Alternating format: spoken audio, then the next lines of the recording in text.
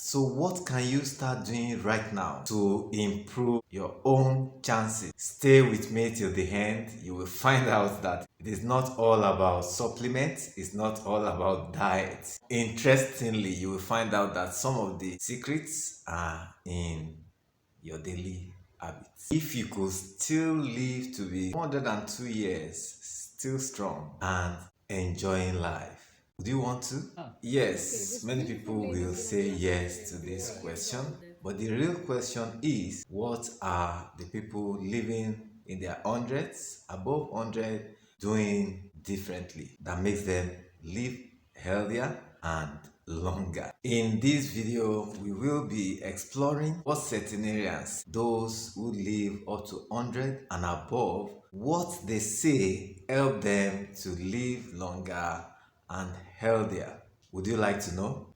Stay tuned. So let's talk about centenarians. Who are they really? Centenarians are those who live up to 100 and above 100 years of age. Do you know that there are communities all over the world called blue zones? Yes, blue zones. Places like Okinawa in Japan, Sardinia in Italy, and Loma Linda in California. In the places I just mentioned, living past 100 isn't rare. In fact, these people have been studied over the years, and researchers have found out some fascinating facts about this group of people in the world. They don't live long because of expensive healthcare services available. They don't live long because of plenty of supplements. They actually live long because of how they live every single day. And guess what?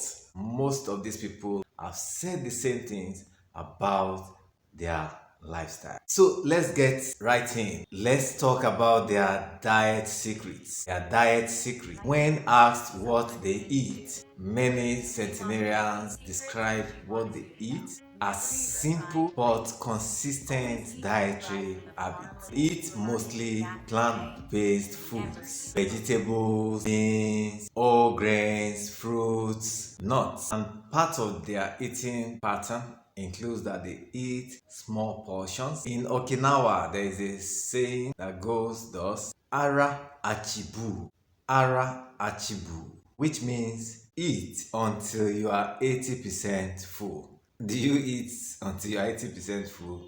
Most of us actually tend to eat until we are 100 or even 150% full. Is that you? Another thing about their diet is that they avoid processed foods, fried foods, sugars, and red meat. Lastly, they drink water and take herbal teas, not sodas, daily. For example, a 102-year-old man from Sardinia said, and I quote, "I eat garden vegetables, olive oil, and bread that I bake myself, and I never eat until I'm too full. I never eat until I'm too full." You hear that? The same way you are not expected to eat only when you're hungry, you are not expected to eat until you are full 100%. I hope that helps somebody. So if you are in Nigeria, or you are a Nigerian in Africa, or an African, and if you like Nigerian diet, what this means is that you should enjoy more of beans, vegetables, unprocessed grains, and traditional soups. Edikaikon, efo riro, okra soup. You know what I'm talking about? Instead of fast foods or heavy late night meals like some people do, especially if you're a busy executive or you live in a very busy city like Lagos, Port Harcourt, Abuja, and I don't know where you're watching from, but that is the lifestyle that some people live by, and this wouldn't help to live like these people. Another major secret of these centenarians is that they don't stop moving. Yes, they don't stop moving. They learn to walk, to visit friends. Of course, that doesn't mean you should not use your other means of transportation available, but there are places that you can take a walk that may even be about 30 minutes walk rather than going a vehicle. You know what I'm talking about. And then there is the aspect of people thinking that you need a gym. The fact is that you don't need a gym to exercise, to keep moving. God has not created you and I to be immobile, to be sedentary like most people now do. So keep moving. These long living people, they tend to visit friends, they have gardens that they tend, they dance, they do light chores. These are some of the movements they actually do, and they do this consistently. A 103-year-old farmer among these centenarians once said, "I never retired from movement. My body is not a car.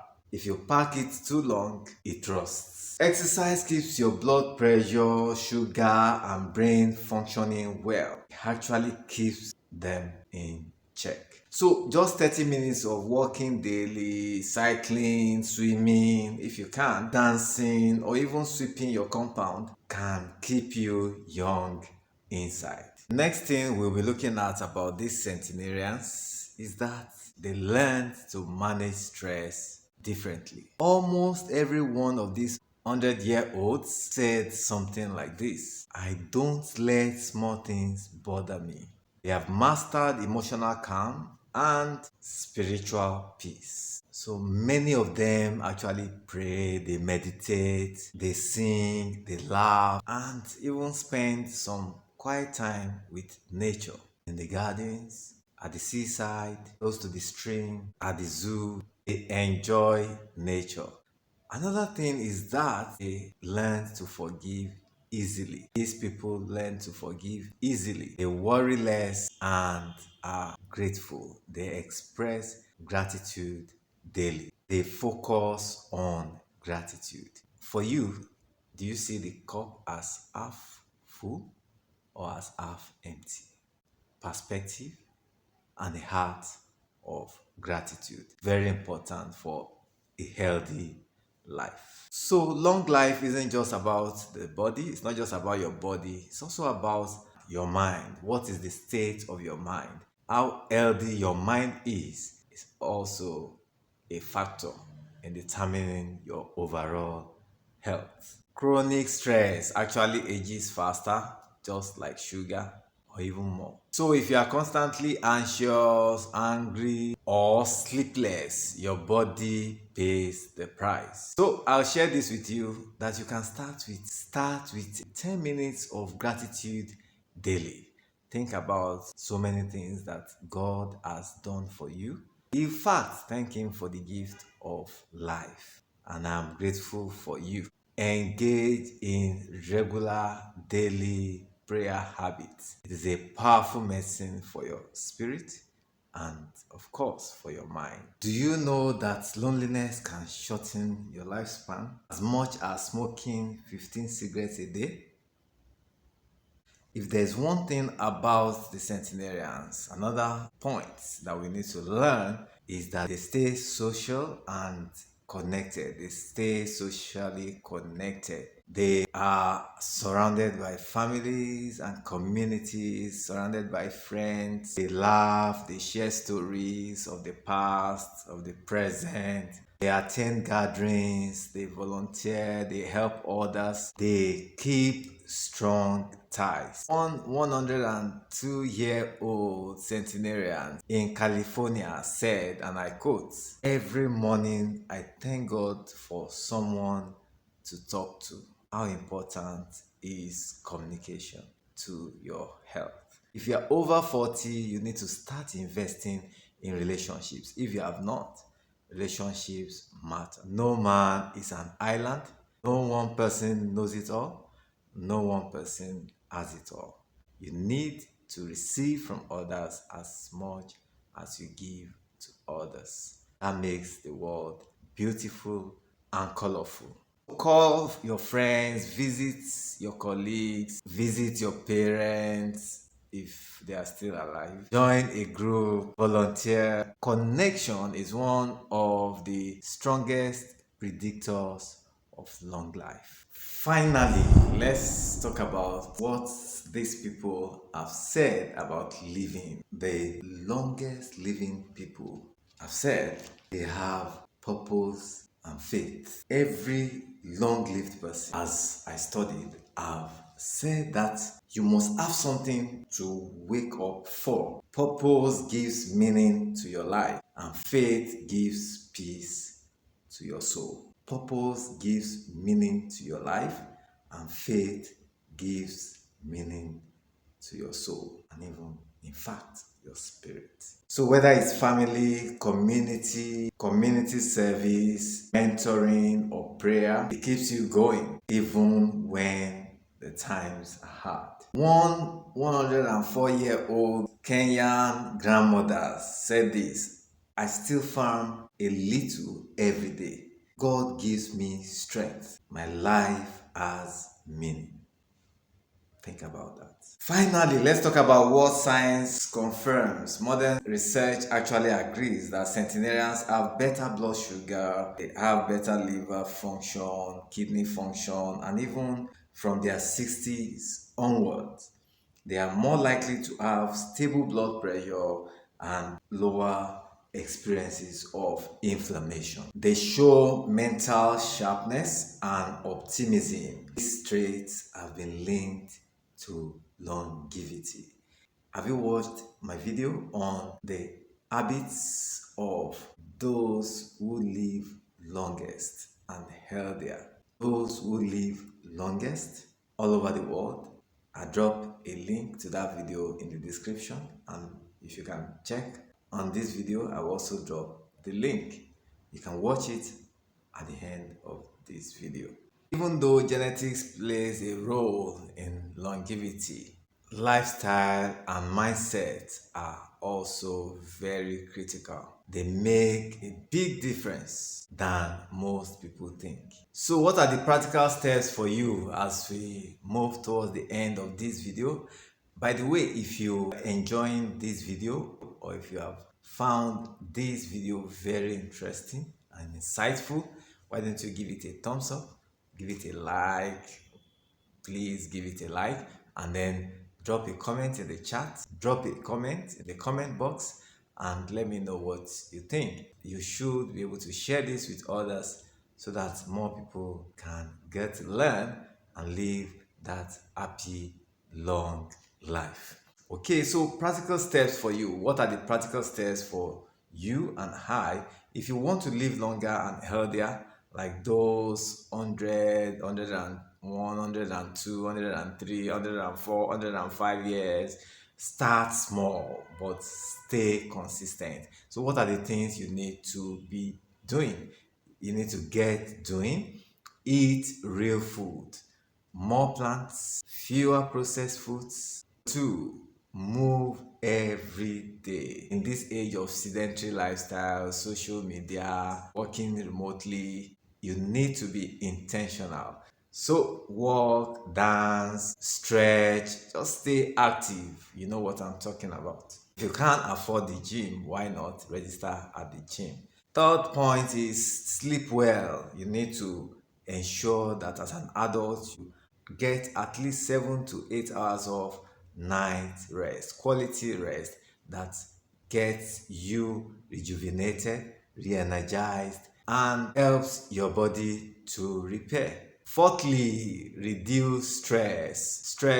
Little stress may be important for us to make progress, but consistent exposure to stress, overwhelming stress, can lead to burnout, and this is not healthy. So, pray, meditate on the Word of God, journal, learn to